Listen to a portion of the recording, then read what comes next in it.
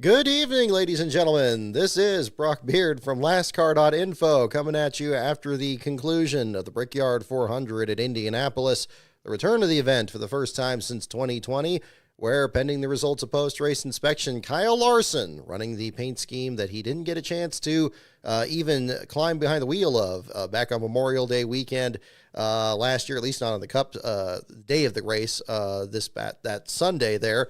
Larson pulls off the win here, wins it under a caution that came out under very dubious circumstances, as not one but two pretty interesting finishes were scuttled pretty thoroughly here by bad officiating. So we got a lot to talk about here for sure. Where to even begin? I saw that in the chat there, and I think that's pretty accurate to have to say. This is unfortunate because I think, by and large, this was a fantastic race. I found it, usually when I'm doing the last place articles, especially when somebody falls out in the first few laps, as was the case in this one here, I'll kind of use like the middle part of the race to kind of start drafting the article, get a head start on it. But this was very difficult to do that because the race, I thought, between the strategy and the competition, I thought it was very competitive. And I think that Pocono did give us a pretty good preview of what kind of racing we were going to expect here.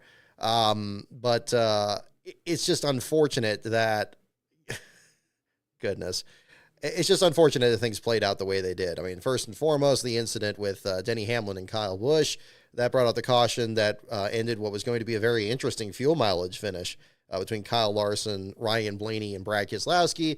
And then the bizarre no call on a caution when Ryan Preece spun off the corner there and was starting to drive back onto the track and then stopped on the track. And then about 20 seconds later, after the leaders crossed the finish line, then the caution comes out. Even a few seconds after that, I mean, they were pretty much through turns 1 and 2 before they actually threw the caution there too. Just a bad look. It's unfortunate and unnecessarily so. We weren't really butting up against the deadline for the time. I could see on one hand if maybe we were getting really close to running out of daylight because the track doesn't have lights. And again, I applauded NASCAR on this, this time decision here recently. But we between the different time zone and how much time was left over, that couldn't have been a factor here. It's just really unfortunate because there were some real positives from this race, and I think it was a pretty compelling event. It's just unfortunate they got hamstrung by all this. And I think what's also equally disappointing is the broadcast was kind of trying to save face, I felt, for NASCAR's non-call there at the end. They started popping off about like, oh, well, maybe the car's still rolling or something. It's like, well, wait a minute. When is that the rule? Like, it's that's not the situation that happens here. We had at Nashville, the race that had all those multiple restarts in it. When Austin Cindric was spun out on the backstretch, I mean, the caution comes out when the car is like, halfway spun around, the possibility of coming back up on the banking there. I would like to think maybe it would have something to do with what we saw in the Xfinity Series race yesterday, where Greg Van Alst had a ignition problem towards the end of the race. But he, unlike Ryan Preece, stayed against the inside wall and actually drove the car behind the wall, which allowed us to have that great finish there. This happening with about 9 laps to go. Otherwise, NASCAR would have almost certainly dragged their feet and forced us into, the first of many overtime finishes like we had here. I don't know if there was just a lack of communication or what. The cameras seemed to catch pretty clearly what had happened with Preece's car, that he both spun out, hit the inside wall, and was starting to get going again, and then the car stopped. And during all this, the leaders hadn't even reached the finish line yet because the track is so large. I don't get it. I'm sure we're going to get some kind of a statement as to what exactly happened there, but it's not a good look. It's not a good look. And when you had plenty of daylight to do multiple overtimes, if they just wanted to wrap the race up, I guess that's one thing. But even then, I mean, if under the rule book, if we're going to, because we got to talk about this too, about the letter of the law here and whatever the rules are here. This was definitely an issue earlier in the race too, in another context. If you have an overtime system in place and if leaders don't get back to the start finish line and there's a caution that comes out, well, then you're going to have to rack them up and do another restart. And it shouldn't matter who's up front. It shouldn't matter As long as you have enough daylight to get out there, as long as you have enough crew to make, clean things up, I don't see why this is going to be a difficult situation, especially for a one-car incident. It would have been very easy to do that. I don't exactly get the situation. I'm honestly a bit befuddled by this here. It's unfortunate because I think it's not great for Kyle Larson in particular. Not that he had anything to do with this, quite the contrary. It's just unfortunate that this is part of the story now of him winning this race, running the paint scheme that he was going to run in the 600, which was also a race that was cut short under bizarre circumstances too. It's kind of bizarre to have this play out. I hope, well, I'm not even going to suggest it. I don't want to put anything out in the air that's not there, but it's just unfortunate because it was just so ham-fisted and it didn't need to happen. They could have even, I mean, if they waited all the way till he was in turn 4 to throw the caution, that's one thing, but did they really need all the way to the beginning of the next lap to realize that Priest wasn't going anywhere? I mean, you could see that before they even get to the stripe. That's absurd. So I don't get it. It's bad. And it's really bad. I think that, would Tyler Reddick have actually caught and beat Kyle Larson there at the end? Maybe not. It's hard to tell. I mean, Reddick was, of course, the pole sitter. His teammate Bubba Wallace led several laps. I think 2311 had a fantastic day. They still finished 2nd and 5th on the day there, too. So they got a lot to certainly be very positive about here, going down the stretch run here into the Olympic break. But it was just so unnecessarily done. And then to peak that, to top that off, we have the broadcast come down there and, Kyle Larson stopping his car on the bricks. It's like, yeah, parking the car on the bricks. The Dale Jarrett, the tradition Jarrett started in 96. And it's like, well, that's, how do you get that wrong? I mean, I don't know. I mean, you have, especially this week when you had I think this week was this event. I think the other reason I'm a bit crestfallen here is I think the excitement over this race was great this week. I think that a lot of the, retro photos and bringing the drivers that attempted the race. I heard through a connection, even Derek Cope was invited out there. Unfortunately, he wasn't able to make it out. Part of that may have been because there was this huge IROC deal over in Lime Rock that I know got a lot of veteran drivers out there as well. I know Jeff Bodine was part of that for one. And he was, of course, in the first Brickyard there too. Just turned out to be a pretty stacked weekend here and everything there. But I think that there was a lot of positive going into this race. I think there was a lot of reason to be excited about it. There was a lot of great nostalgia about the Brickyard, especially after having not raced there these last few years. I've never been entirely happy with these infield road course races here. I'm glad we don't do the Daytona one anymore. The Indy one, I wasn't happy with, how everything was handled with the situation with the curb that they had a couple of years ago. And I'm still never been a big fan of the Roval either.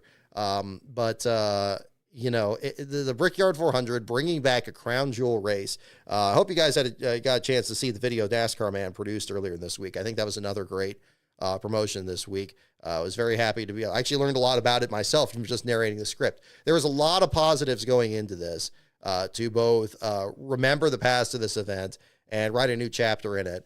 And the unfortunate part of it is that, while the winner, the storyline may seem to write itself, again, Larson not being able to get in that car at the 600 when the race was called too early, when the racetrack pretty much dried itself that night. And now he gets back in the car here. He does win the Brickyard 400. And I'm sure there's already discussions about, like, is he going to, running the Indy 500 and trying the double again next year? All that's going to be out there, and I'm sure there's plenty of articles being written as we speak right now about that. But just a messy situation, and unnecessarily so. I think Larson probably still would have won the race if we had another restart there. I don't think fuel mileage is going to be as much of an issue for him. It certainly wasn't a factor when he was driving up through the pack there. And I think the outcome probably wouldn't have been any different, but at least it would have finished under green. This does bring under the focus the green-white checker rule itself. Every time something like this happens, and it's unfortunate this happens so frequently, it does bring the rule under greater criticism. I still think that my proposal should be considered. that the possibility of racing back to the caution flag, this would have been a textbook case of it there. If they threw the caution flag down the back straightaway there where Ryan Preece was on the inside, and they could actually race to the finish line, and then lap 165 or 160 or whatever it was, then suddenly became the last lap, and the race just ended at that point, and maybe he ran another lap under caution or something like that, I think people wouldn't have really had that much of a problem with it perfectly. And this was a situation where, in this case here, again, I'm not saying do another lap under green. No, I say just complete that lap they were on, because they were already, heading into turn 3 at that point. Preece has been involved in a single car accident. That, he's trying to get the car back going again. And then by the time they get to the finish line, caution's out. They're passing it at a slow speed. Emergency crew is going to get out there and check on Preece just to make sure. This would have been a perfect example of something where that would have worked. If supposedly this was in regulation. Obviously, this was an overtime finish, and we wouldn't have even been to this point, had the earlier incident not happened. But again, it's just unfortunate. It's just unfortunate. Whatever the motivation is, again, I'm sure we're going to hear more information about this. But yeah, again, I don't think anybody was going to be able to beat Larson there at the end. I think, especially once he got around Blaney, the outcome was pretty much set. It's just unfortunate that, it's just unfortunate that it had to be handled the way it was, because again, I don't like this backtracking, and NBC has a real unfortunate habit of this when they're broadcast there. They make it sound like it's the most obvious thing in the world when something, just kind of bizarre happens. They kind of have this attitude like, oh no, don't think about that. No, this is obviously, it's da-da-da-da-da, and something just comes together, and they're not quoting a rule. They're not like, they're not bringing anything back. It's like, oh, well, it's because he was rolling, and so of course they weren't going to throw the caution. And it's like, well, wait a minute. You could point at other things here and say, well, that doesn't fit. It's just silly. It's just silly. And, on top of this, we had the conflict that happened earlier in the race here with the issue of cars now going out of bounds during the green flag on the racetrack there. And there was a lot of issues with that too. And I want to kind of pull this up at the same time because, again, what we had in the earlier part of the race is both Brad Keselowski, who did manage to actually turn it into something positive and actually almost have the winning strategy if the race had actually finished under the green, and the Kyle Busch incident didn't happen. Obviously can't blame NASCAR for that. That was just an on-track deal. Had to be a caution, and it came out. But the circumstances that put him kind of behind the 8-ball much earlier in the race there, I think was just getting kind of absurd, really. So we first look at this, and NASCAR Man, I want a big thanks to him here for reminding everybody about this too, showing clips from the 2020 Brickyard 400, the situation where cars would swing wide in the short chutes while using the access road to re-enter the race, and showing footage of Joey Logano's on board from very late in the Brickyard back in 2020, where he clearly swung wide outside of both those lines and was on the racetrack for a second, and this wasn't an actual penalty.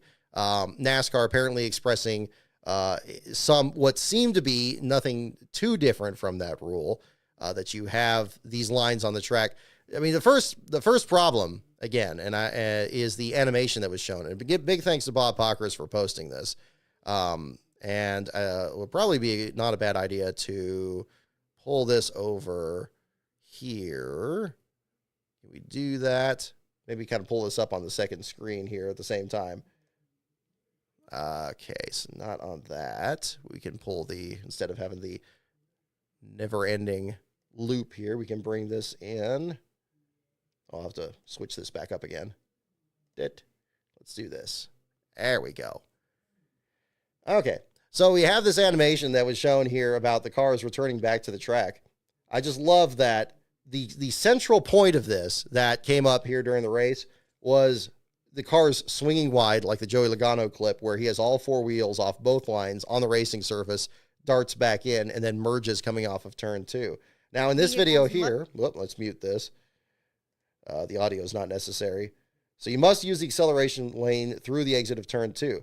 But then it cuts just past the corner apex, where even the car in the simulation is flirting as much as possible with this first line here.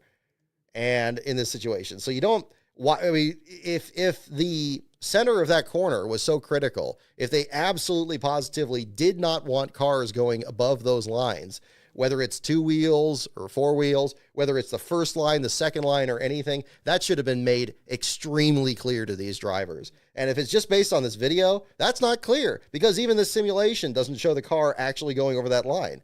There it is right here.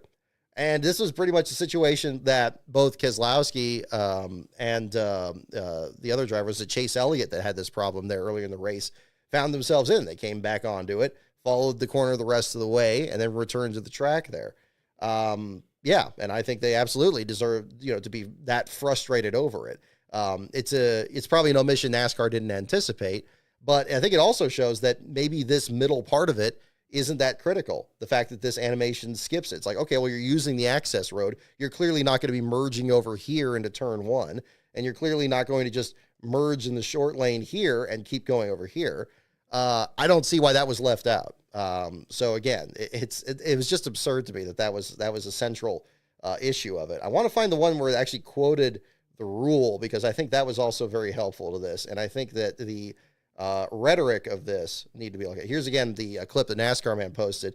And you can see Logano clearly all 4 wheels above the line and then coming back in. Same situation that Chase Elliott did. Keselowski's was a little bit closer, at least from what we saw. The footage seemed to kind of get cut off there right as he was kind of crossing the line, but you can tell that it was a similar situation of the speed you're carrying through here and the ability to stay between those lines.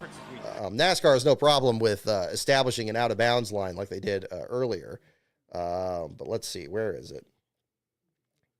I want to find that one clip here. Let me switch it back the other way here, because I want to get the actual letter of the rule here established, because I think there was a lot of wiggle room in that as well. Whoop, hang on, let me bring it back to the stream one there. There we go. Okay. Where is it? I want to get that too, and kind of just bring this up here at the same time. I mean, again, it's unfortunate that these little rules have to be as I've always been very big on not being a fan of rules, like where it's like, oh, you crossed the line, oh, you drove through too many pit boxes, things where maybe the direct correlation between safety and not safety is not. It's a little bit more tenuous. It's not the same thing as, you don't drive past safety equipment at, full speed, because, I mean, that can obviously be a dangerous situation. I think in other situations it could be a bit different. Where is it here? Okay, here it is. Mike Ford, big thanks to him for bringing this up here. And again, Racing Communications for NASCAR. I'm glad he brought this up so we can actually see the letter of the rule here. So I'm just going to read it off here from this. So exiting pit road, returning to the track while exiting the pits, vehicles must use the acceleration lane through the exit of turn 2. Okay, so using the acceleration lane. Check your mirrors and come up to the racetrack. You may swing wide beyond the white line on the acceleration lane between turns 1 and 2. Stay off the racing surface. Now, seems central to the issue. Now, you may be wondering, okay, you can swing wide beyond the white line on the acceleration lane. Well, the first problem is there's 2 white lines. So which white line are we talking about? Does it mean you can swing wide past the first line but not the second? Does it mean you can swing wide between any white line? So, there. The other part of it is stay off the racing surface. Well, the other thing is, in turns 1 and 2, is the racing surface all the way to that boundary of that second line when the cars are all running right up against the wall. If you swing wide there and you have traffic coming by, are you really on the racing surface, strictly speaking? Again, this is where it's not clear. Why make it this nebulous? If it's just as simple as don't under any circumstances cross either of those white lines, or you can cross the first line or not the second one, just make that clear. I don't get why that isn't. So I appreciate that we have the video and that we have the actual quote, and we can see where there is some ambiguity there. And that is ambiguity. And I don't understand why. It's so unnecessary. I think both Chase Elliott and Brad Keselowski's situations would have been very easily avoided. I think that there's probably some more tolerance of these cars because it's not the same as IndyCar. These cars can swing a bit wider in there, and we see that they are able to do that.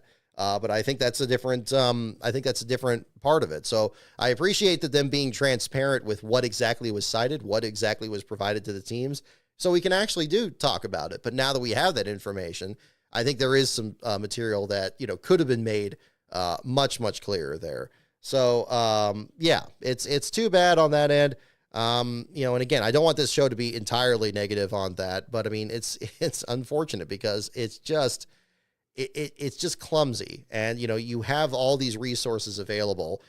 You could have very easily made an animation showing clearly that car not going above either of those lines. And then, you would have drivers maybe ask questions about this. I don't know for sure if the question was actually raised, if there were further discussions about it. It doesn't sound like it. And these are top teams. It's not like these are, programs that maybe, I don't know. I mean, I don't think there's really going to be any difference in how drivers and teams receive this information. They're all given the same amount. So I don't see that situation there either. But yeah, that's kind of where, where things kind of look there too. But yeah, I think it would be, worth re-examining a few of these things already. And now we got a 2-week Olympic break. I hate that it's this particular circumstance. I don't know. I don't exactly get this, but it's too bad because I think, again, and I want to kind of go back to this again and kind of pivot here on this. I think the event itself, I mean, it's unfortunate, you don't really have a really large crowd for it. I didn't anticipate that was going to change in just 1 year of doing this. But I think that, it showed that this car could handle this track pretty well.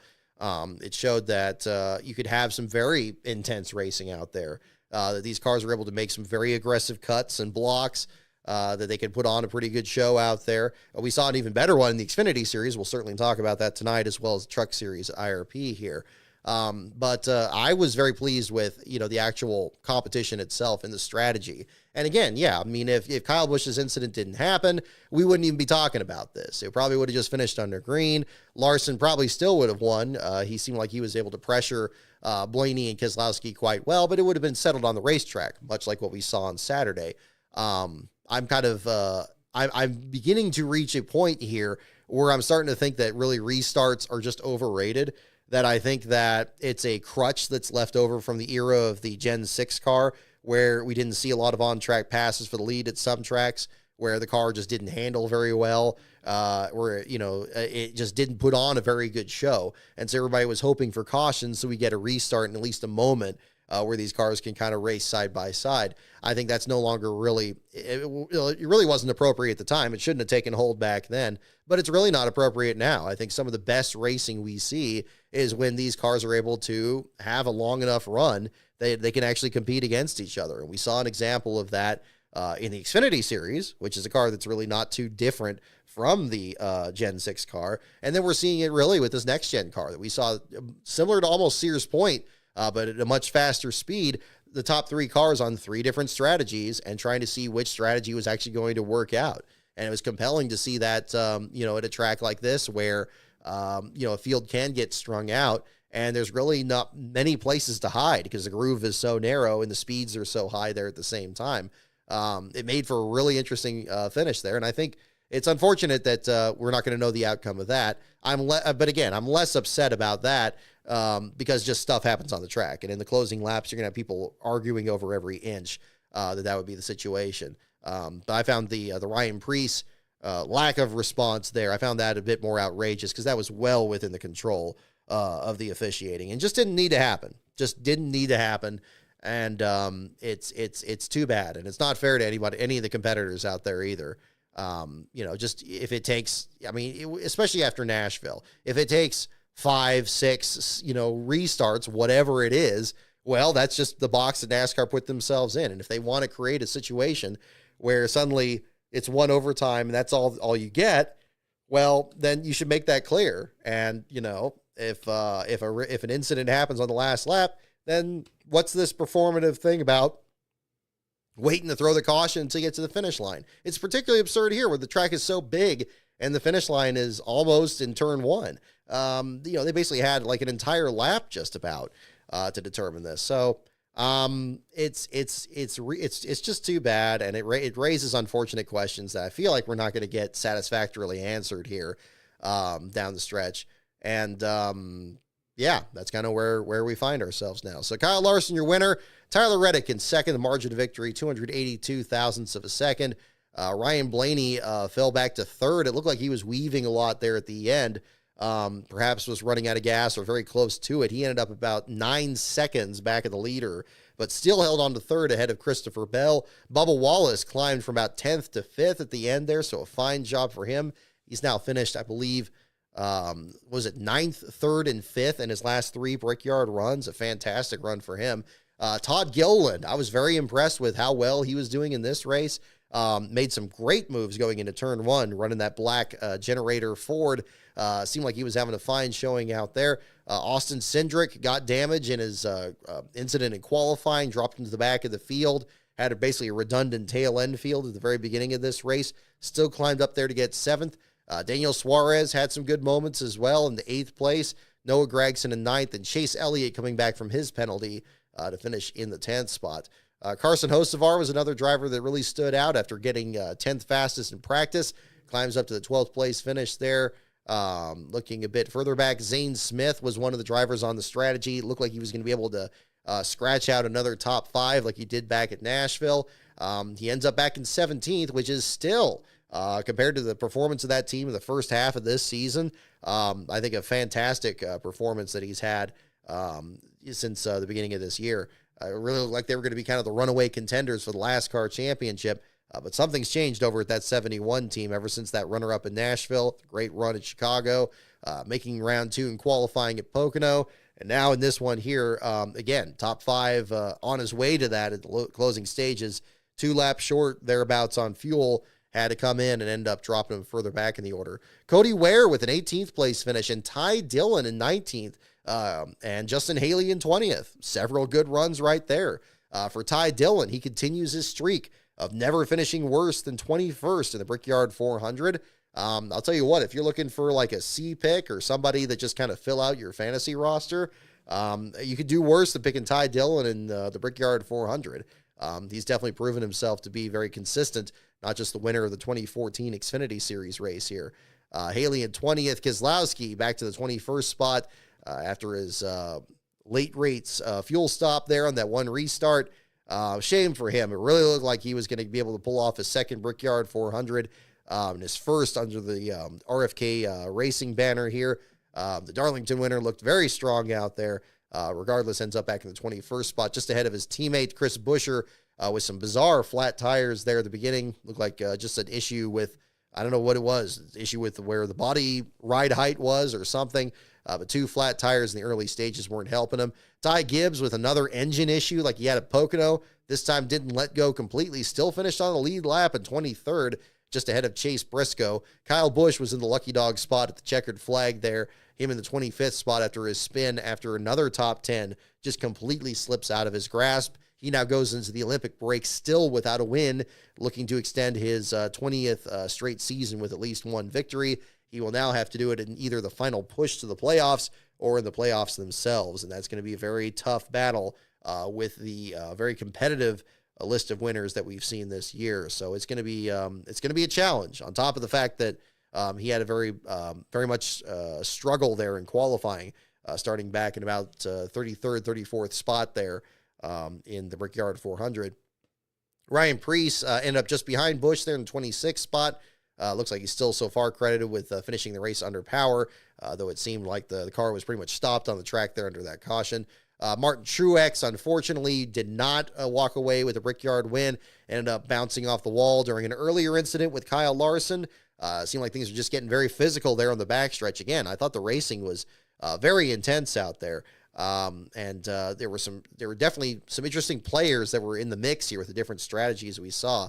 Unfortunately, Truex ends up back in 27th here. It's still surprising to me he hasn't won this race. You think back to that famous race there. We had the battle with Kyle Busch, and both of them hooked bumpers and put each other in the wall. It just shows how dramatic the outcome of these races can be.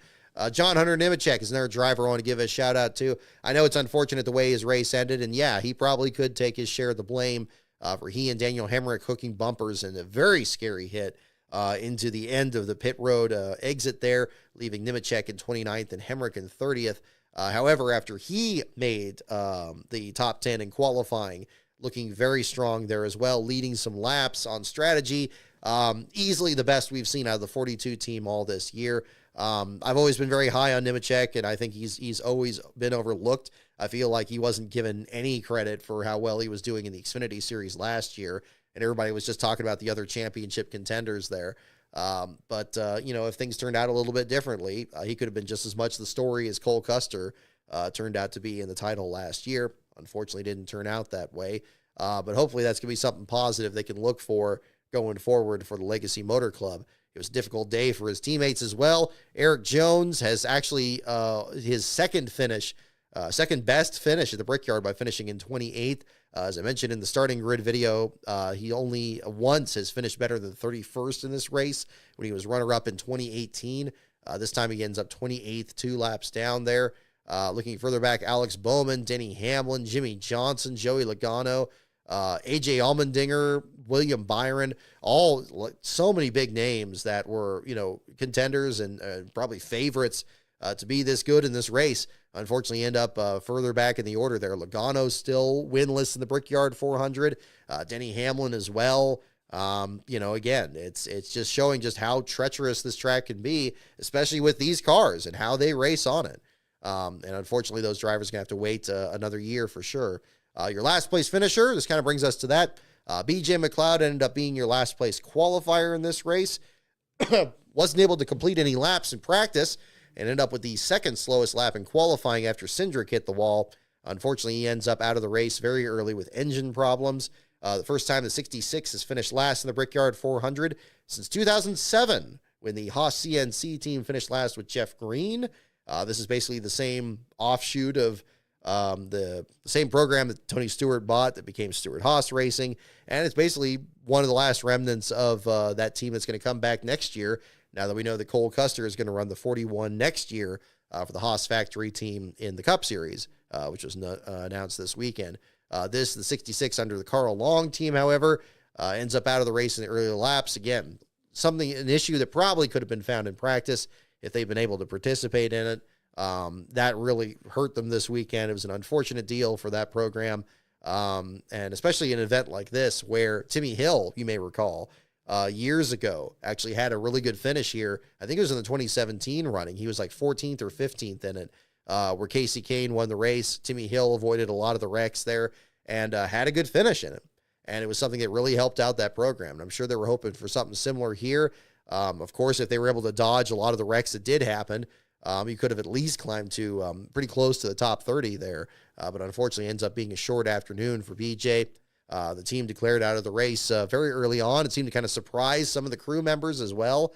But BJ ends up being your last place finisher after 15 laps completed. That is not the shortest amount of time that a driver has completed in the Brickyard 400. In fact, it's kind of middle of the bell curve. I believe there's 2 other instances where a driver completed 15 laps and finished last.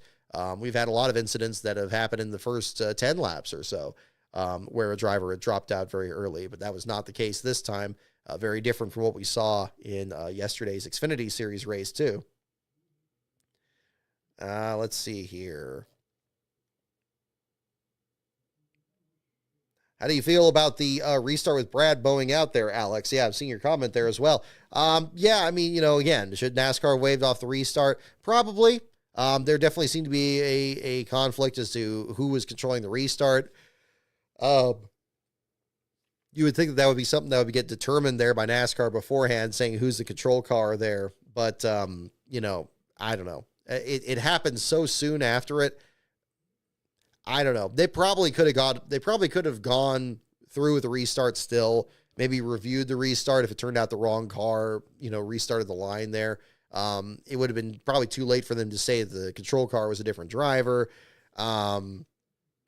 That's a really tough one. I'm actually less upset about that, but I think it was, again, just an unfortunate deal with that. But Keselowski peeling off the track, I think, was something that, while they knew he was close on fuel, they didn't think it was going to exactly happen at that moment, especially coming off of turn 4. So, yeah, I don't fault NASCAR as much on that as I do the last caution of the race for sure. Let's see, Michael Jensen, thank you so much for the super chats. I want to kind of jump into those here at the same time. First one here, at least today proved moving back to the oval is the right move. I am happy no matter how bad the officiated was. The balls-to-wall strategy won over the fuel save strategy. Yeah, I agree. Again, and that's why, again, I don't want to make this sound entirely negative. It's just unfortunate the negative side of it, I think, is so glaring. And I think that if NASCAR reels that in, they could have a race that still, potentially could return to being another crown jewel in the series. It was certainly addressed as such there at the finish, since Kyle Larson's being a past Southern 500 winner, and a past Coke 600 winner. I'm glad that's at least entering the narrative here. Yeah, and his strategy to actually go for it rather than having everybody tiptoe their way around the track. Yeah, I think I was glad that worked out. At the same time, I don't have a problem with the drivers trying to work the strategy out. I think that's compelling. I thought it was at Daytona. I thought it was here. You certainly don't think that, these cars could go around there at 2 miles an hour if they wanted to. And if they really wanted to save fuel as much as possible, but nobody's going to do that because you're going to have somebody else that's going to be pushing them to go faster. Somebody else is going to work their way through there. And that's the great thing about racing is it's going to be just as fast as whoever is going to be the most aggressive. And if somebody's really going to go for it on that strategy, it's going to control the outcome. So yeah, no, Michael, I definitely agree. And the other statement here, also last car question. In a race like this, where the only underfunded team is the 66, do you pre-write any of your facts since McLeod would most likely finish last?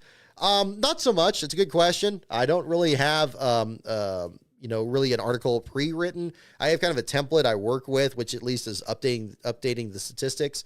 It's kind of in the back of my mind. I think probably the best pre-writing you would see for any of these articles would actually be in the entry list storylines that I post on Friday, especially if there's a new driver or new team switch. A lot of times that seems to happen with the small teams, although you do have all-star programs like a Joe Gibbs and Childress and so forth. That would probably be the closest thing I do to kind of a rough draft of an article.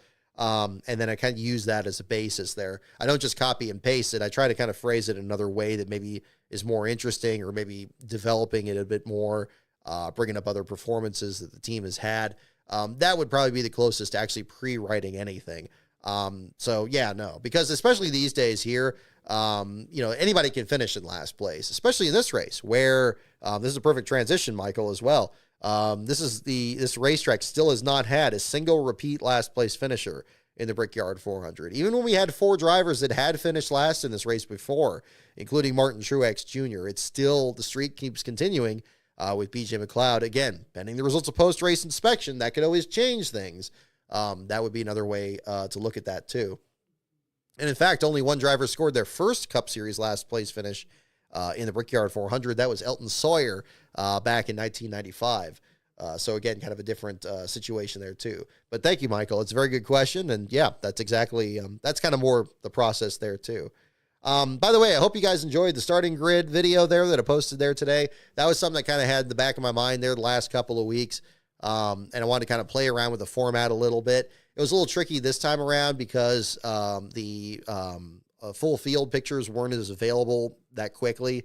But luckily there's so much good coverage on social media these days that you could pretty much find all the paint schemes. If not from previous races, you could find all the new paint schemes, at least on various people's accounts there. So that really helped out with that too.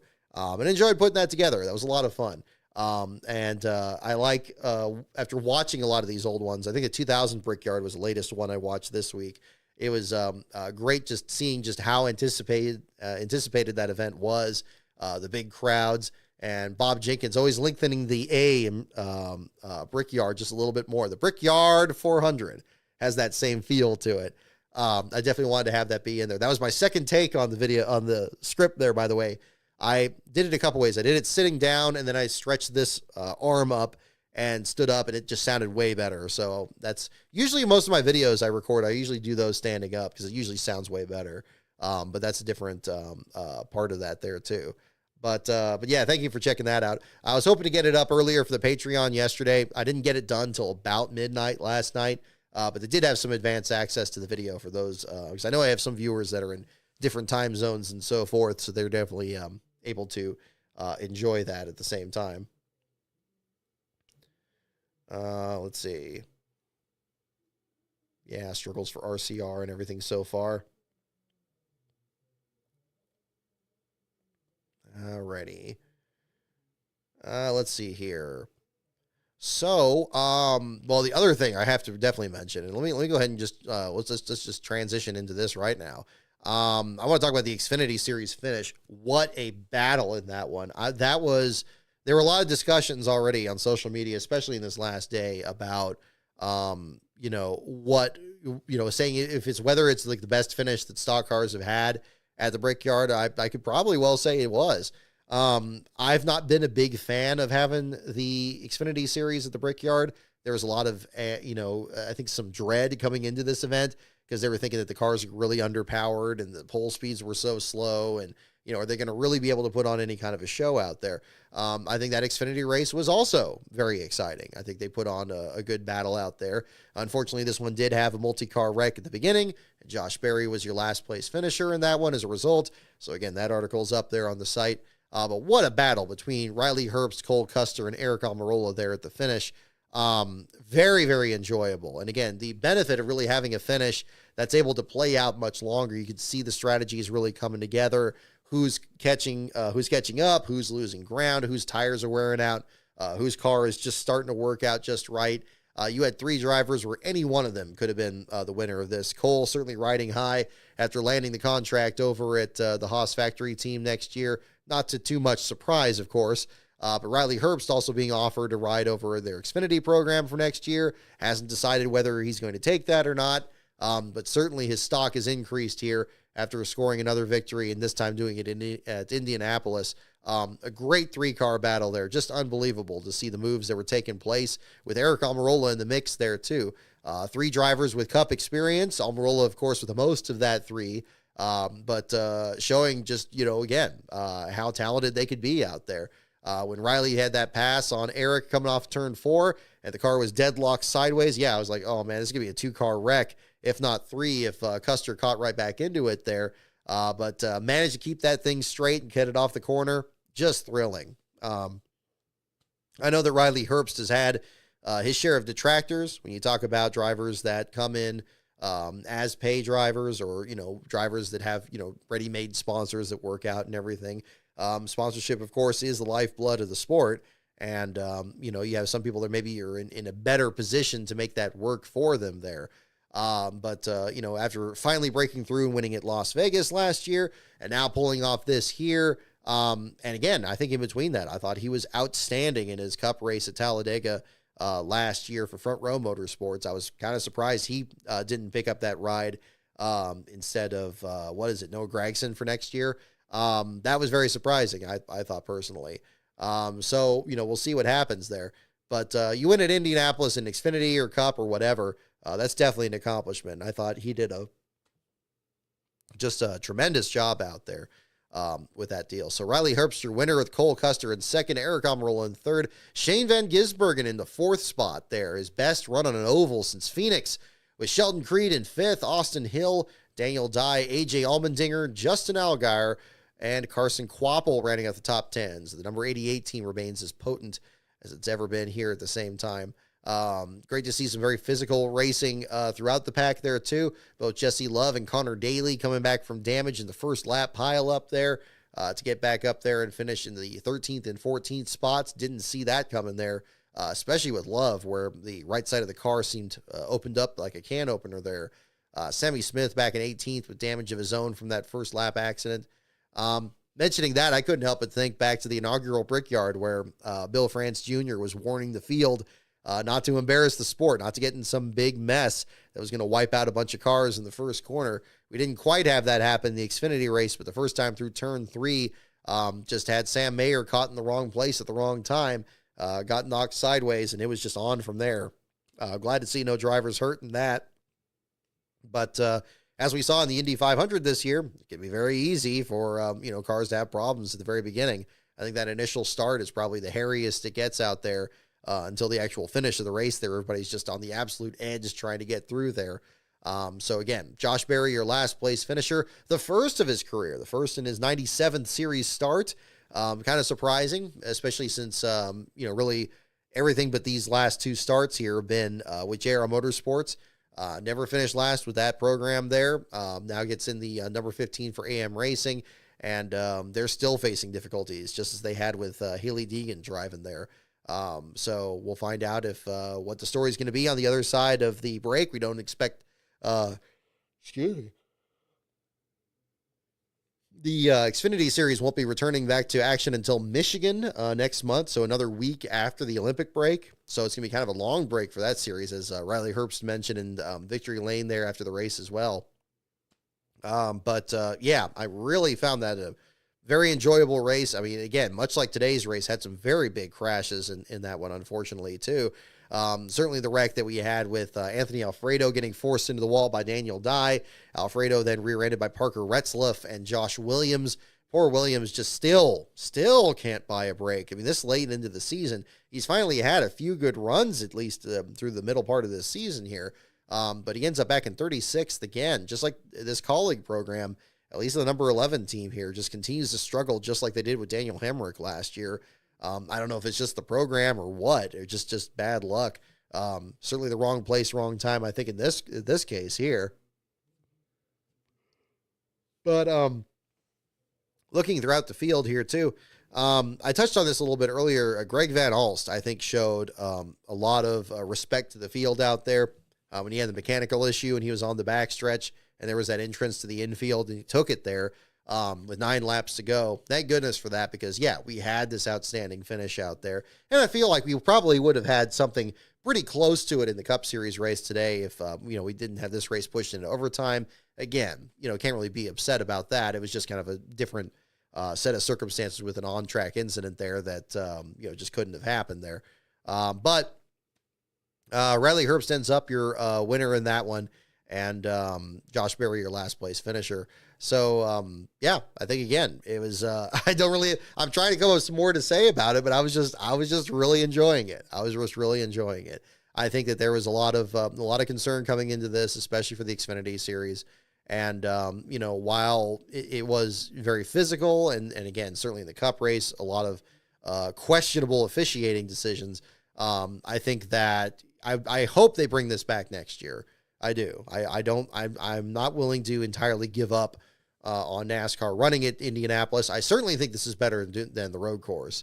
I think the road course had its share of problems, both from its inaugural race with the big wreck that they had with the issue with the curb, but also just the prestige of it too. I think it was a worthwhile attempt to try to bring something new to the track. Maybe the Brickyard just was really struggling for those number of years. Plenty have already been talking about that this week. But bringing it back for the 30th anniversary running, I think was a brilliant move. It would have been nice to see more of the drivers arrive there for the anniversary, but it was great to see such as Morgan Shepherd out there too, especially with his health concerns that he's been dealing with since his Xfinity program scaled back here a few years ago.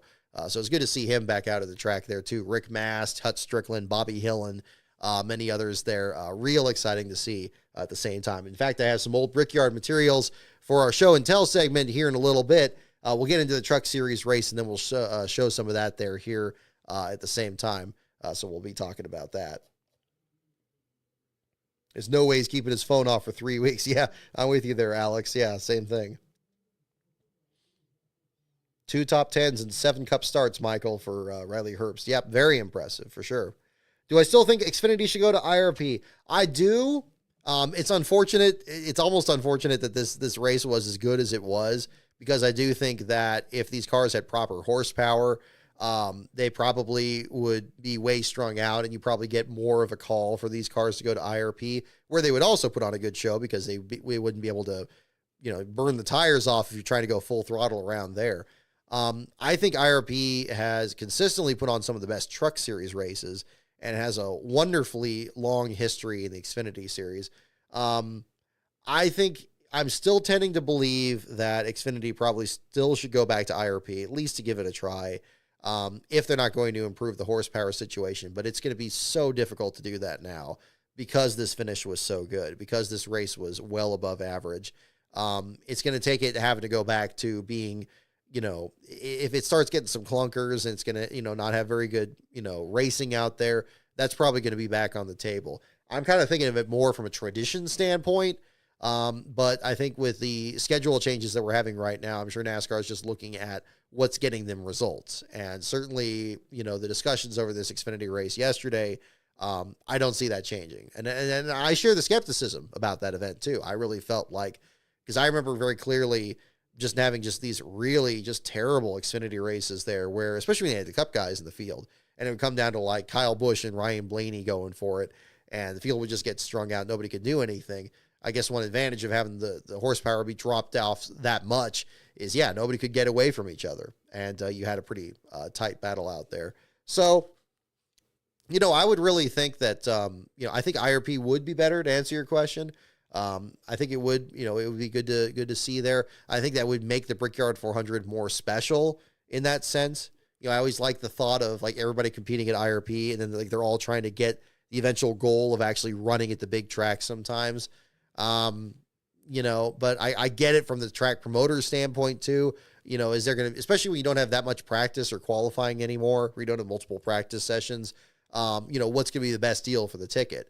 It's obviously not too much of a difficulty for, anybody that's going to Indy to actually go to IRP as well, with it just being, down the road there a ways.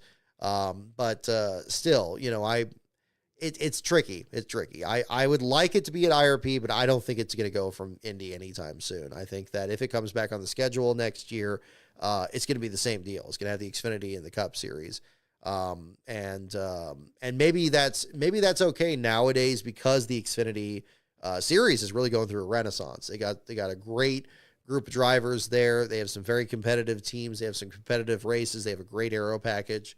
Maybe it's a great place to feature it. I don't know. I was almost kind of starting to think about maybe putting them on separate weeks so the Brickyard 400 would have a kind of its own thing, but that I don't know if that would be really worthwhile, especially since NASCAR seems to be kind of stepping away from more standalone events for the lower series. We've had some, certainly, but yeah, kind of a different situation there too. So speaking of which, we'll get into the Truck Series results here. The T-Sport 200. Ty Majeski pulling off the win, defending his victory there at the track. Good to see him finally break through. I was thinking back to interviewing him back at Kansas when he had the early crash damage he couldn't recover from in that race there. Good to see him pull off the win and do a Polish victory lap. He of the Alan Kowicki racing development program there, so that's good to see him have that good run and remember that history there at the same time. Christian Eckes, Grant Enfinger, Tyler Ankrum, and Lane Riggs in the top 5. This was one of the tracks where Riggs had really stood out when he was driving for the Friesen team before he got the front row effort. Good to see him in this one, even though he didn't lead any laps. Again, a return to form for both him and the Front Row Motorsports team to get a good showing out here. If he struggled in this race, I was going to be really concerned for his prospects the rest of this season. It's already been a difficult start of the year for him, especially in the first few rounds. I think they really expected to set the world on fire with that driver and team combination.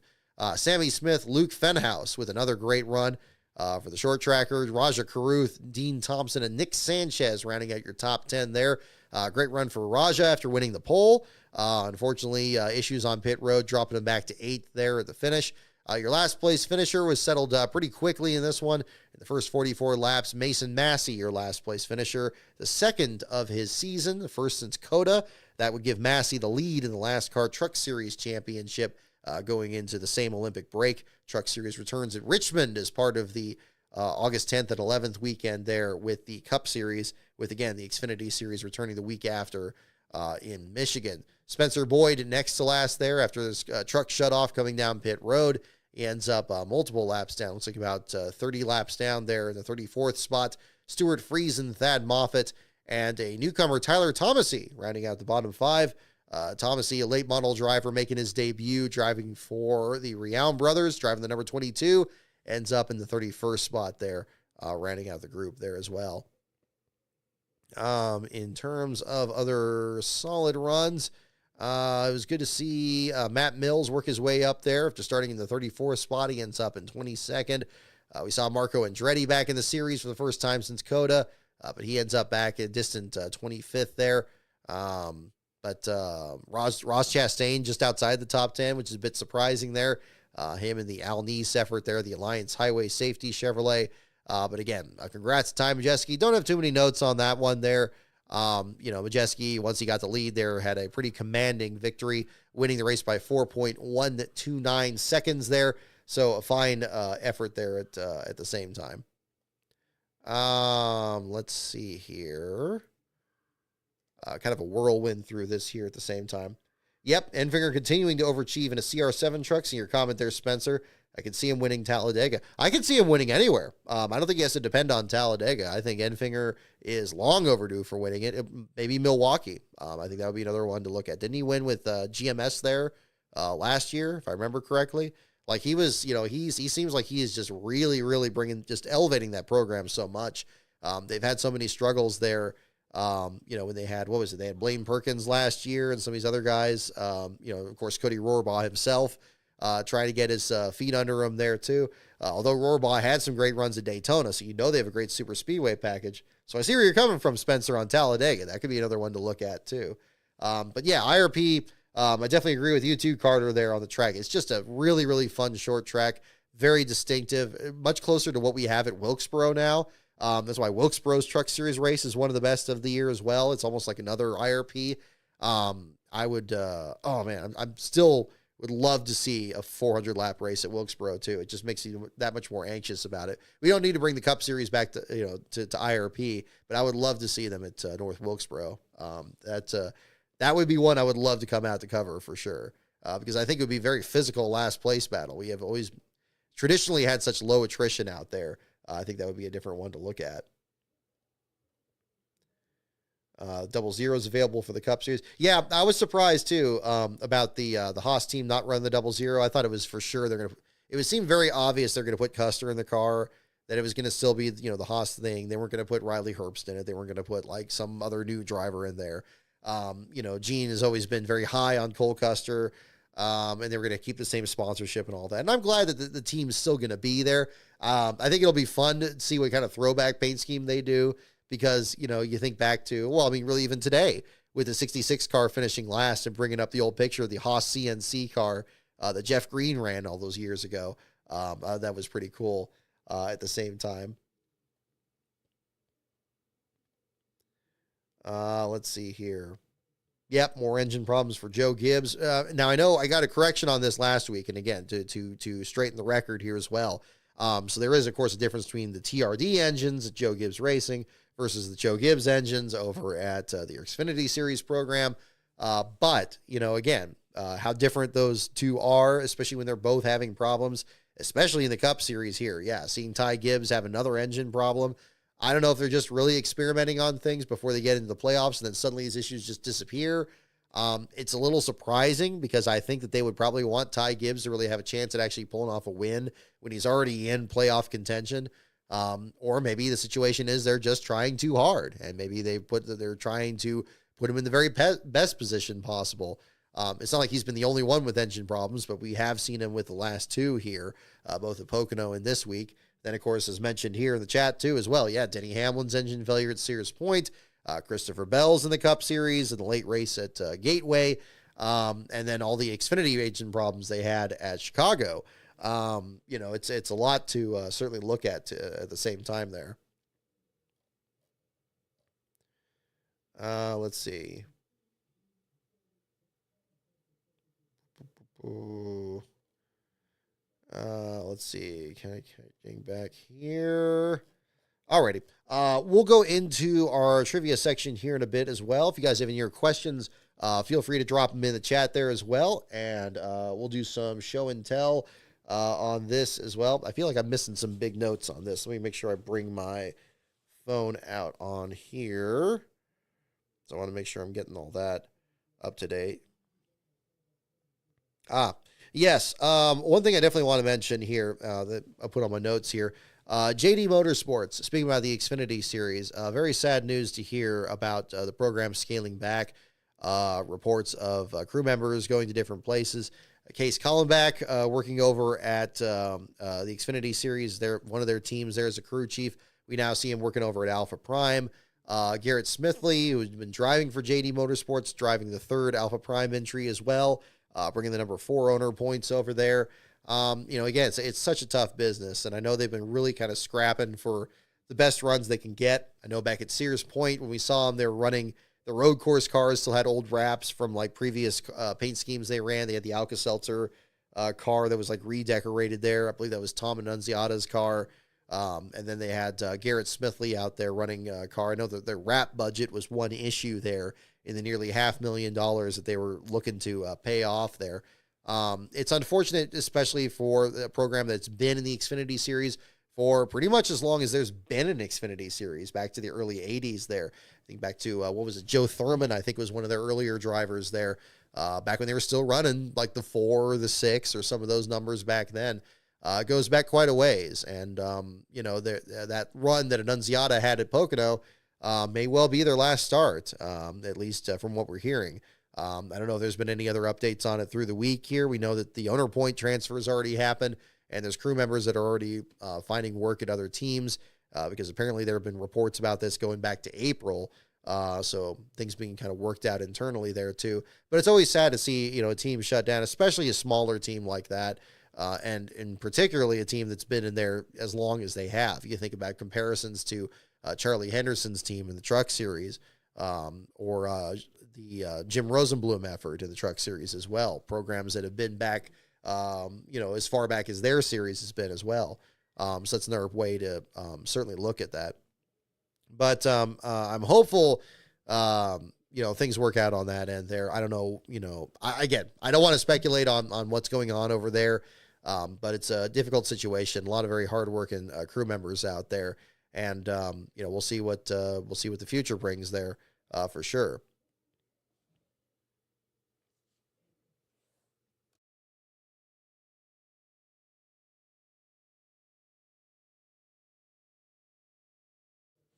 Excuse me.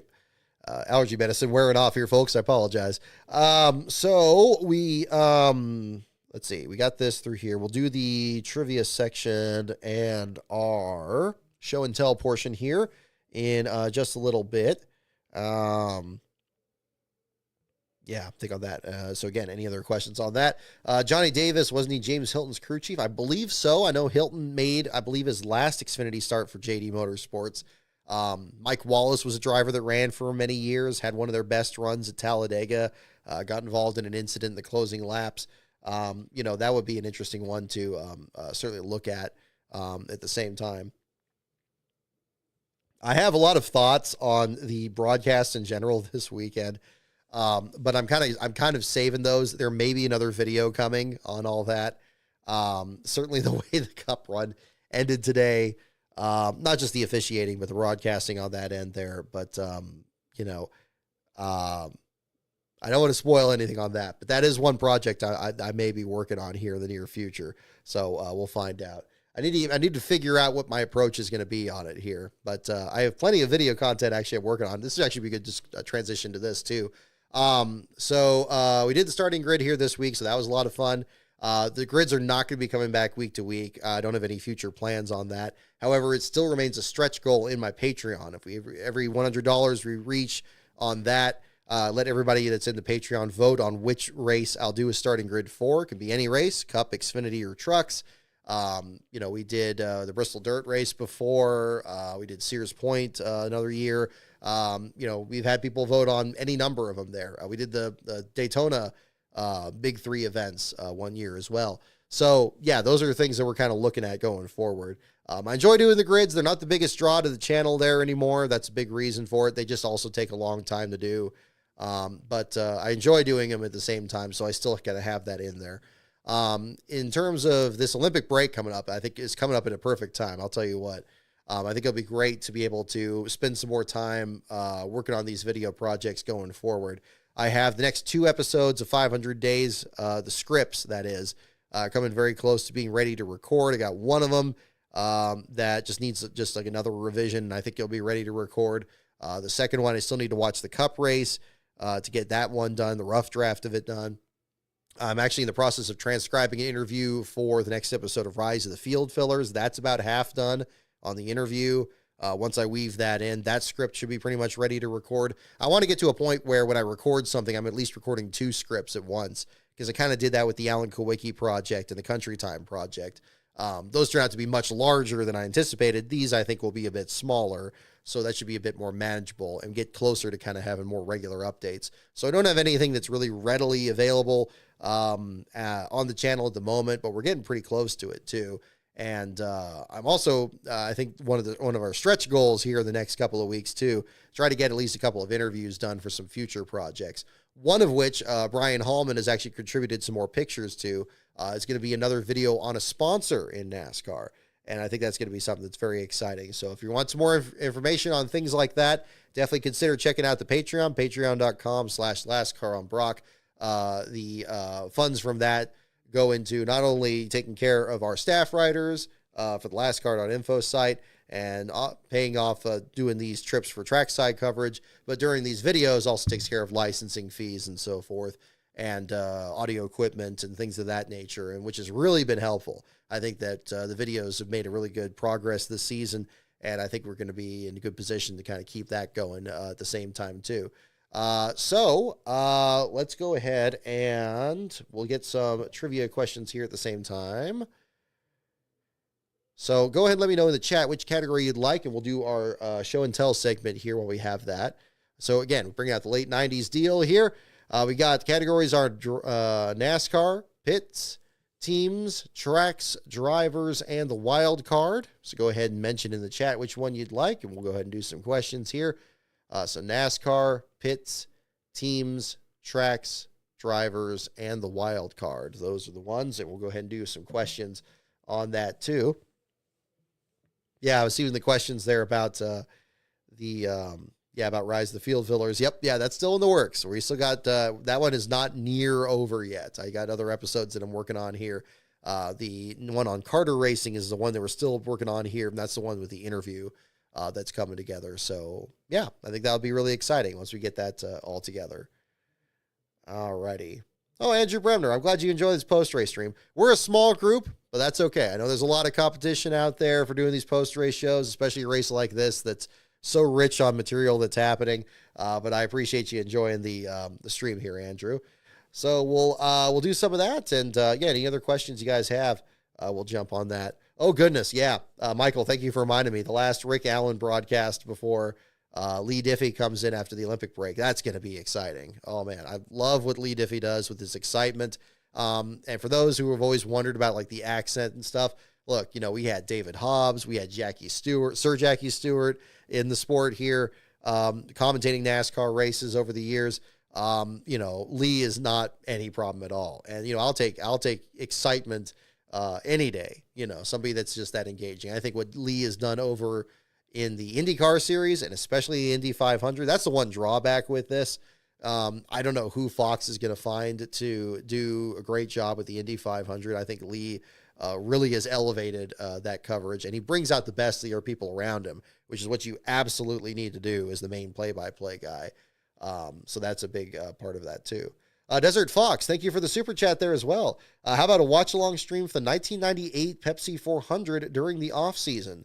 It was the first ever Daytona night race. Love the channel. That's a great idea. I hadn't thought of doing streams over the off weeks here, but maybe that might be fun. Do something like that.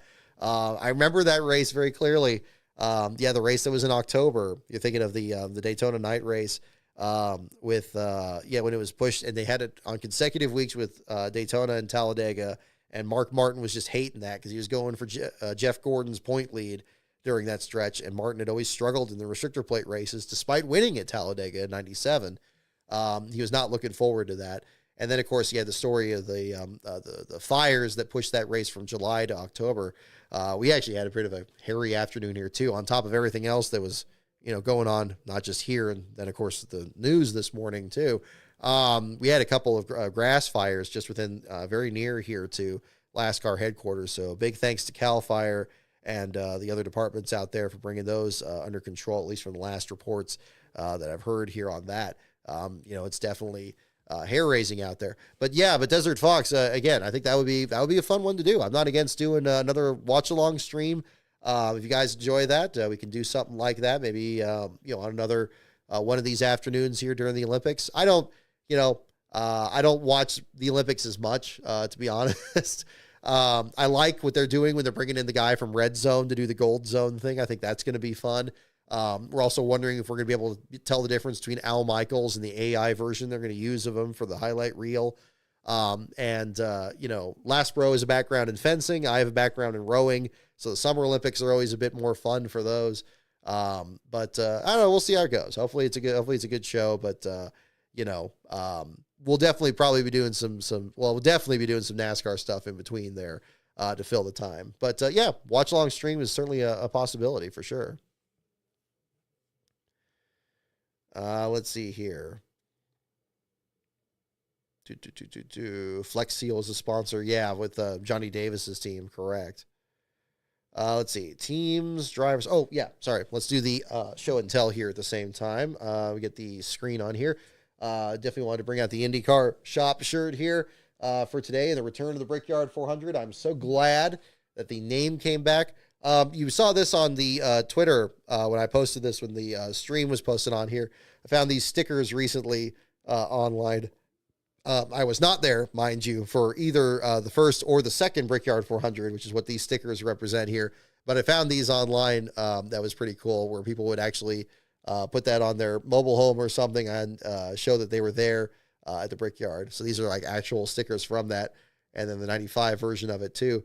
I'm really glad that Pennzoil was still involved in sponsoring the Xfinity race this weekend, because they were, as you can see from these stickers, like the first presenting sponsor of the Brickyard 400 from the very start. I remember Michael Waltrip's car featured very prominently in the marketing back then, as well it should. I think it's always been one of the most gorgeous cars on the track. But this weekend here as well, seeing some of that continue is always a lot of fun. Another thing I brought out, let's see. I also brought out some reading material here. Here is a copy of the program from the inaugural Brickyard 400. Look at this artwork on here. Just gorgeous. I mean, they did a great job on this. Who's the name of the artist? I don't think it was a Sam Bass artwork. It looks like a very different style there. But as I was just saying about the Pennzoil car being featured very prominently there, you have paint schemes that are kind of blurred out to not quite look like what they are. You got kind of Earnhardt's car with like a different color underneath. But the Michael Waltrip car is pretty much unchanged there in the front and center there. I'm sure if that team was able to pull off the win there, that would have been something even more impressive there at the same time. Oh, you got a former high school swim team that's an Olympian. Oh, congratulations. Oh, Shane Casas. That's the name I'll have to look for, Jude, there in the broadcast. It's good to have somebody to pull for there. I have a former boss that's very much into the gymnastics side of it there too, and so I know that's going to be a very big story.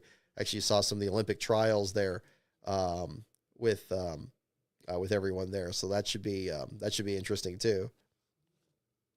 But kind of looking at, you kind of think back to the video that NASCAR man earlier this week kind of talked about some of the old marketing and the promotions back then. Here you go. You have like a ad in here for like a commemorative ticket. They were selling at the track again with the same artwork on there. I mean, just gorgeous. I mean, they really did a great job with the production of this, and it just kind of captures a lot of that excitement there. Here's a great Die Hard ad there with the King. So, yeah. Very interesting to kind of just see all the effort that was taken to actually promote this race and actually make it happen, and all the people that were involved in it. Let's see here. We had that. A couple other books here. So it wasn't just that they had the program produced that year. UMI, I believe, produced this, the same company that made the NASCAR yearbooks. This publication is always very popular too, showing an actual kind of review of the race itself. I believe this one does like a history of the track and the kind of a driver by driver analysis. Yeah. So again, you can kind of look through here. For example, here's a shot of Jeff Bodine and the pink uniform there from the Exide Battery sponsorship. So again, I don't know if they make these anymore. I know programs themselves are kind of in short supply, although they had a nice cover they made for the 30th anniversary one this year. I know they made something like that. But again, these always have just a tremendous amount of information in it. They, again, just for one race, just one race in the season, but they knew how big of an event it was even back then. And no driver was, left out. I mean, this is one that I thought was really interesting. I used this during the Derek Cope research, and there's a feature in here about Derek when he was driving for, let's see, gosh, what was this? The 02 team. I think it was TW Taylor that was operating this team back then.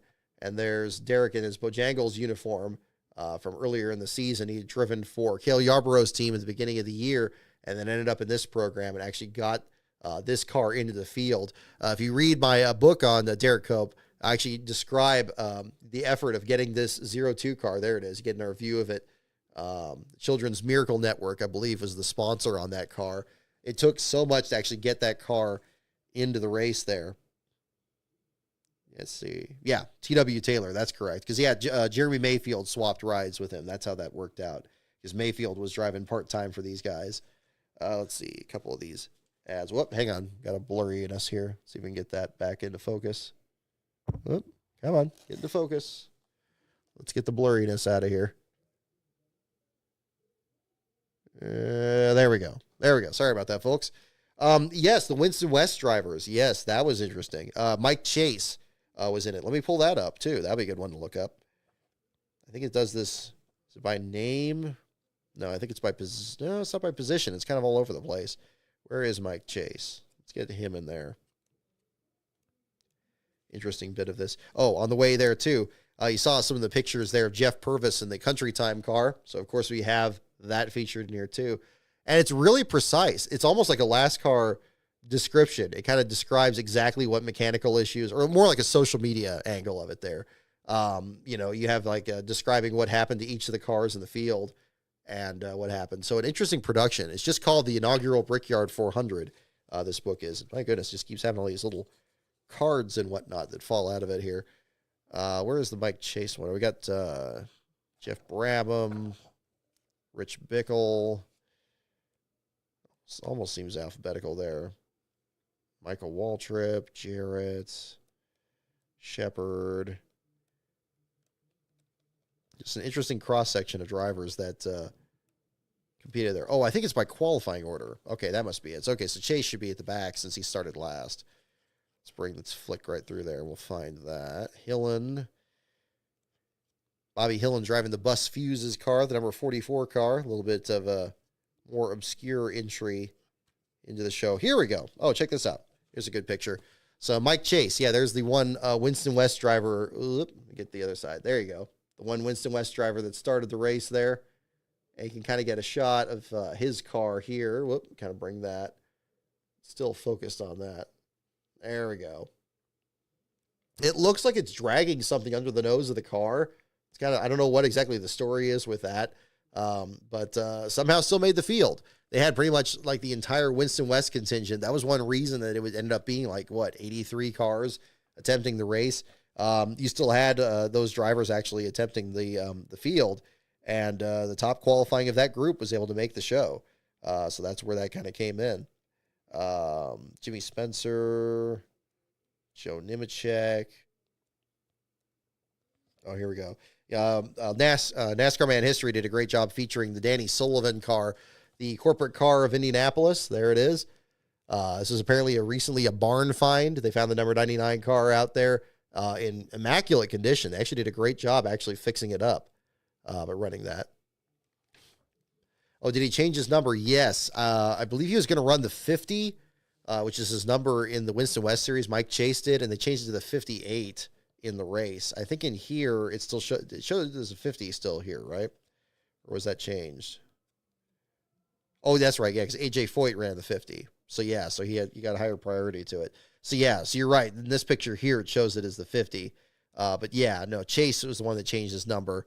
That was kind of the weird thing with the Winston West Series. Is a lot of them, of course, it's its own self-contained deal. A lot of them had the same number as entries that were, maybe not necessarily like full-time Winston Cup teams, but maybe some were other part-timers, like AJ Foyt's effort.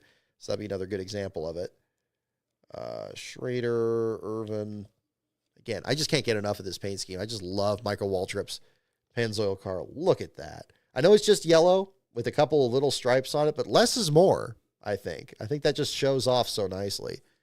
So there's that. So again, kind of an interesting review. It's got some race highlights here. You can see some pictures. The famous incident between Jeff Bodine and Brett Bodine is featured here. It's kind of a moment by moment. There we go, coming into focus. You can kind of see shots there of, it's amazing this wreck didn't collect more cars than just Dale Jarrett and Jeff Bodine. It could have been a very serious incident since it was a battle for the lead at the time. And where is it? Yeah, UMI Publications. Yeah, they've had a long history of producing some great, very professional, like coffee table books here of the series. Here's a great picture of Gordon pulling off the win here too. So you got like this kind of shot of the, where's the flag stand? There you go. So up there. I mean, again, just it's so hard to calculate just how big of an event this was, for sure. But just a tremendous effort there. And obviously it was something that was commemorated very thoroughly back then. And then I have a third book here. I'll show you this too. We'll get into trivia here in just a second. But I got one more here I got to show you. The other publication. Now, this was really interesting too, because I didn't know this one existed for a long time. This one has an artwork on here by Graham Turner of Jeff Gordon, a very, very, very young Jeff Gordon on the cover here. This was, I believe, printed more locally, but it's got a shot of Jeff Gordon ahead of Ernie Irvan and looks like Ricky Rudd there on the cover. And it also has like segments on the starting order and the individual drivers. But also, here's a real fun one too. A lot of the pictures you've seen of the DNQs from that series, from that race, you find them right in here. And look at that. These are absolutely outstanding. So very, very rare pictures. I don't know where else these turn up. Here, let's see. Here is Jerry Hill. That's Timmy and Tyler Hill's father there, attempting to qualify for the race. There's Rich Woodland up there in the 36. You got Tim Steele. We talked about him in the number 12 car. The Bobby Allison entry. Unfortunately, Steele didn't qualify for the race. Our own Andy Belmont there in the 59. H.B. Bailey there in the 36. Norm Benning in the 84 Oldsmobile. I believe the only Oldsmobile to attempt the race back then. Again, looking over here, and this is only just some of them here. So again, great pictures in this. You'll see these online too. I believe there were a couple of people that posted all of these and curated them, but this is kind of where you find all of them here at the same time. So pictures like Gary Bettenhausen's car, just any of the other drivers that just didn't qualify for the race, but came very close. Enough cars that they could have really just run a second race at the same time. And what's cool about it too is they don't just show the cars; they actually show the drivers too. Here's a section here that shows kind of a lot of the drivers' faces of a lot of the DNQs. Joe Ruttman, Dick Trickle, and others here. It's like Jim Sauter down there. Some of these other drivers that were very close. Yeah, trophy was so small back then. Yeah, exactly, it was. They're just kind of starting the tradition out there, and weren't exactly sure what they had. Oh, yeah, Randy LaJoy is in the corner there, too. There you go. You got Corey's father here. So there you go. And I think that's Davy Jones down there. Steve Grissom. Herschel McGriff in the bottom middle. Brad Teague. Rick Corelli. Who I guess Corelli, isn't he still Eric Jones' spotter? So, yeah. Just shows like how you just had a real deep roster of just these drivers. Just anybody coming out that could bring, put a car together, get it through inspection and so forth. They would be a part of it there. Let's see here. Oh, and here's kind of like, I can show you. Ooh, here we go. This will probably have a good shot of it. Where's that would be a pretty good one. Is there a shot of Mike Chase's car? I think they have a shot of it where it was renumbered. Oh, no, it doesn't. It's still the 50. That's bizarre. Okay, well, here we go. See, anybody that qualified for the race, they get a much bigger page in here. And so kind of similar to the other book. There you go. You get that in focus. There we go. So, yeah, Mike Chase. It still doesn't have it renumbered, but I know in the shots of the accident that he had, it still showed as the number 58. But there it is, the 50, and a picture of Mike. Mike actually drove A.J. Foyt's car in some cup races around this time. So it's kind of interesting that A.J. comes in running the number 50, and then he has to change the number. So there's a little bit of that connection. You got Dave Marcus here, the Terramite car. sponsor came on board for him. Unfortunately, these two ended up in the same accident and dropped them out of the race too.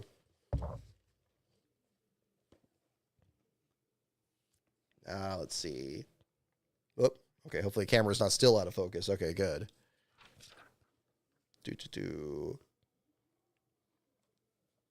Yeah, simple but effective is the Pennzoil car. Exactly. I definitely have to agree. Oh, here we go. You kind of get this. Hopefully the camera doesn't keep getting wonky on me here. There we go. You got the Country Time car there with Jeff Purvis. Just a beautiful paint scheme. I'm so glad that Finch was able to kind of keep competing that season. And then right next to you got, again, the corporate car there with Danny Sullivan there. I was thinking Daniel Suarez. You got another 99 and another Danny there. But very, very different competitor for sure. It is too bad that the IndyCar invasion from this race didn't work out. I mean, you couldn't get like Mario Andretti or Little Al or anybody there, especially since Al Unser Jr. had by this point run the Daytona 500 a year earlier. Ended up in a wreck that Dale Earnhardt triggered, but that's a rite of passage basically back in that that time period too. But yeah, it kind of gives you an idea. Again, I'll kind of show you the cover there again on that. But interesting publication. This one's just called the 1994 Indianapolis Stock Cars Yearbook. This was produced by the Hungness Press, I believe. Is that what it's called? But yeah. So again, just showing like how big this event was and how much effort went into it. And that's just in, print media, anything that was produced, the die casts that they, that they sold at the track there. Those probably show up more than any other die cast anywhere. You got people that have like boxes of them out there. It's just that kind of a deal. Jude Fernandez, do I think Scott Brayton deserves credit for creating the Kissing the Bricks tradition? Well, certainly. I mean, they got that one shot of him. What was it? That was posted on social media this week in 95 or 94. When was that? My IndyCar history isn't as strong there, but it looked like he, did the same thing before DJ did. It's hard to tell. I mean, maybe there's, I think, the driver kissing the bricks for sure versus the team lining up on pit road. I definitely, I mean, Scott was so beloved in the IndyCar series and what happened to him was so tragic at the same time too. It would be nice if more people would just talk more about Scott Brayton in general, but yeah, I think he deserves his share of the credit for sure. Let's see here.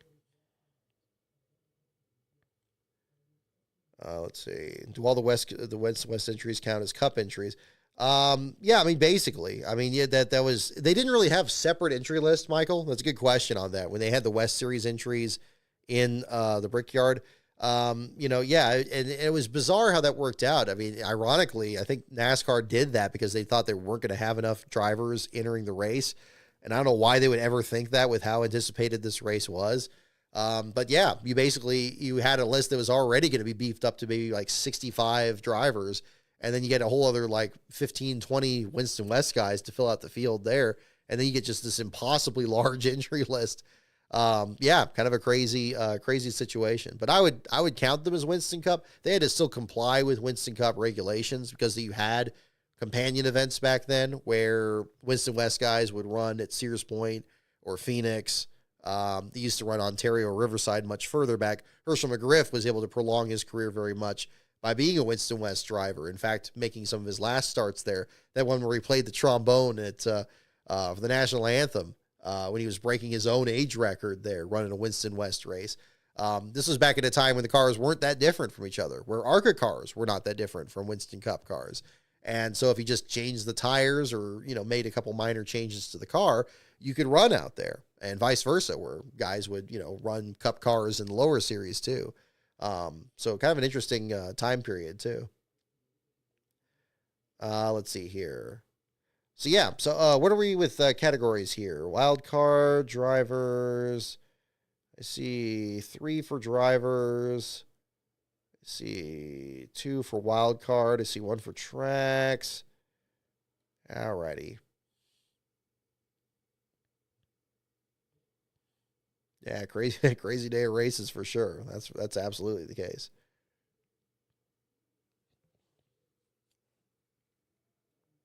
Alrighty. Let's see here. Let me close this out. So we'll do drivers. I think we had a good amount of a good amount of votes for that. All righty. So here we go. First question.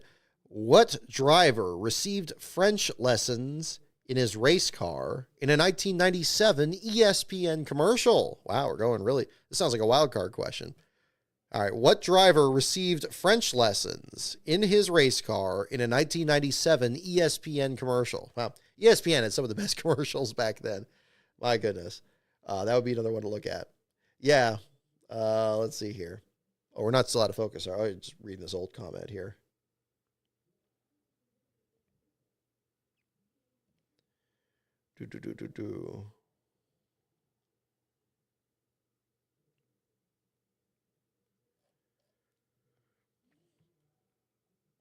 What driver received French lessons in his race car in a 1997 ESPN commercial? Excuse me for just a moment.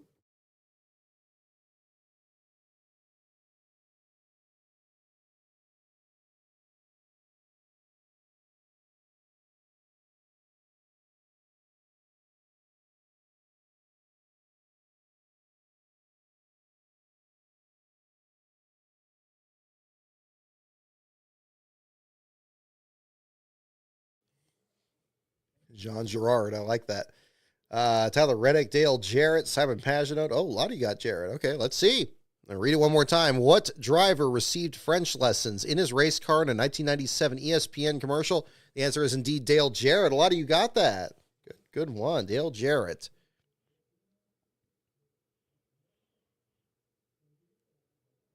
Okay, next one here. Next question is, who did fans know as, quote, Little Joe? Who did fans know as Little Joe? That is the question. Somebody sponsored by Perrier before Jean Girard. I don't know if anybody ever had that as a sponsor, but that was one of the best looking paint schemes from Talladega Nights for sure.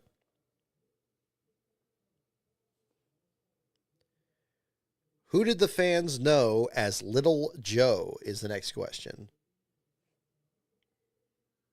Little Joe.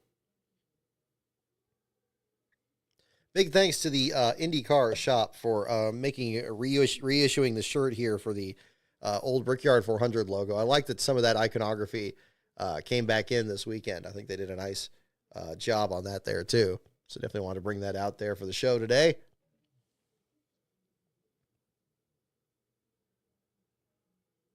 Who did fans know as Little Joe is the question. We got guesses for Joe Weatherly, John Nemechek, Joe Bessie, Joe Mama. Okay, Joe Falk. All right, here we go. Who did fans know as Little Joe? The answer is indeed Joe Weatherly. Joe Weatherly is the correct answer.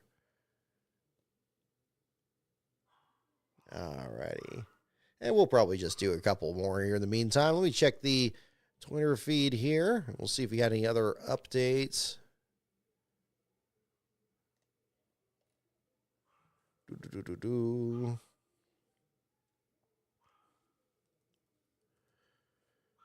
All righty.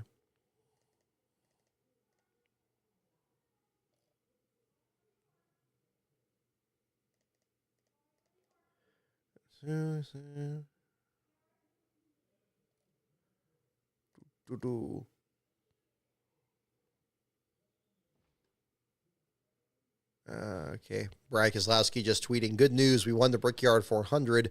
The bad news is the race went into double overtime. Bummer, but still really proud of our team. We just need a little more speed and yellows to not go against us, he says.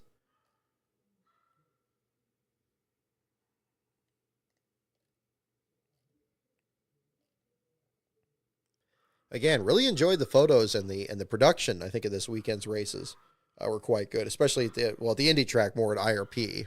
IRP almost kind of requires its own analysis from there. Let's see.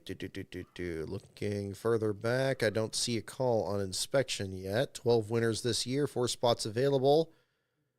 Bubba Wallace closes within 7 points of Chastain for the 16th spot. Looks like.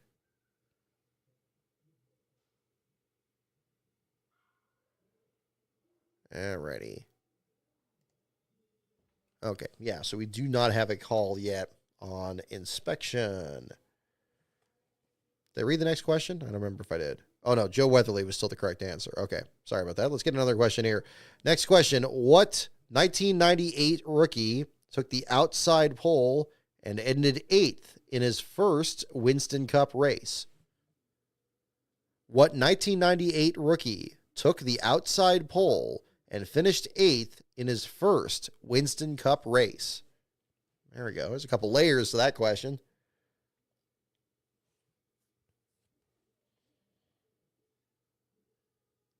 What 1998 rookie took the outside pole and finished 8th in his first Winston Cup race? That is the question.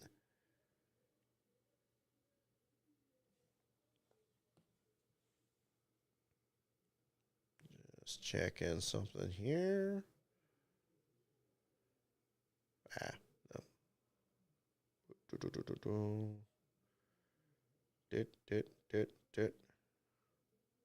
Yeah.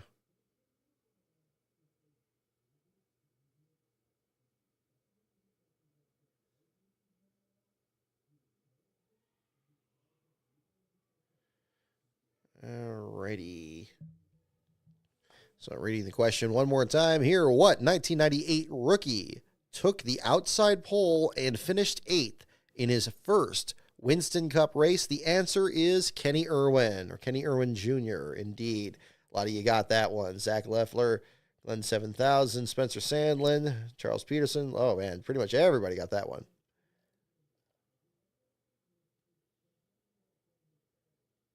There you go. Yeah, you guys are too good. And see if I can get one more harder one here to wrap up.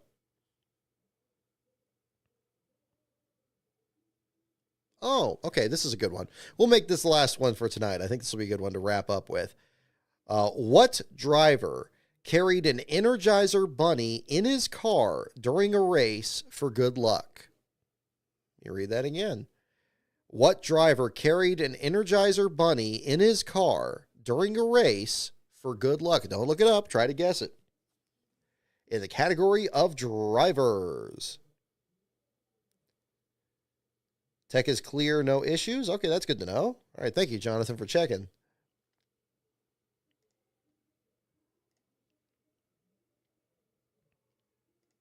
I do see it's still listed as an engine failure for Bob's page here.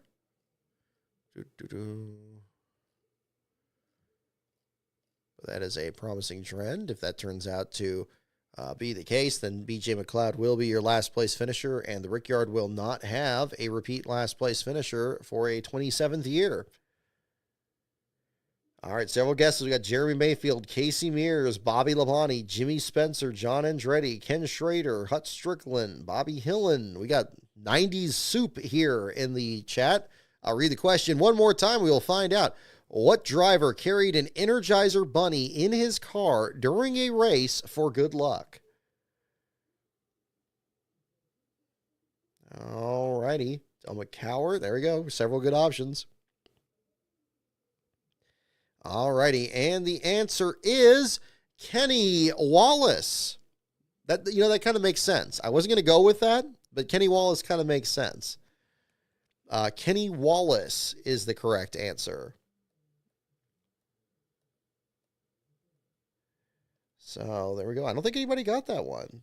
I don't think so. Spencer, Andretti, Schrader. Yeah. No, Kenny Wallace. That's what it says here. There you go. Hopefully it doesn't get out of focus. There you go. Hut Strickland on the Circuit City car. That's a good yes. That's a good yes. I mean, you think Energizer, I think about like Casey Mears having the sponsor. Like he was like a part-time thing. Like I think Ryan Priest, well, I guess it wasn't Priest. Maybe it was Custer back then still.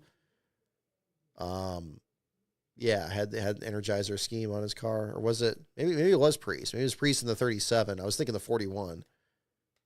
But yeah, because I think at the Bristol race, so they moved the numbers the wrong direction. Like they kind of did that. I don't know. Yeah, he was sponsored by Square D for a time. Maybe it's anticipating that, because then that would go into like 97, 98 with Martucci, and then 99 we went to Andy Petrie. and 2000, although this is late 98, so that'd be pretty current. No, I don't know. Yeah, that's a new one on me. So I'm gonna have to pull up an old race or something that finds that there. So yeah, so that will do it here for the show tonight. I think we'll just wrap up there. So thank you so much, everyone, for tuning in.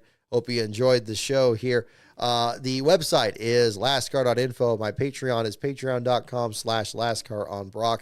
And my Twitter is @lastcaronbrock. Our next show, it's kind of up in the air. I kind of like the idea of doing a watch along if you guys are into that. Again, it was a cool suggestion there by Desert Fox there. Maybe 98 Pepsi 400 could be fun if you're down for that.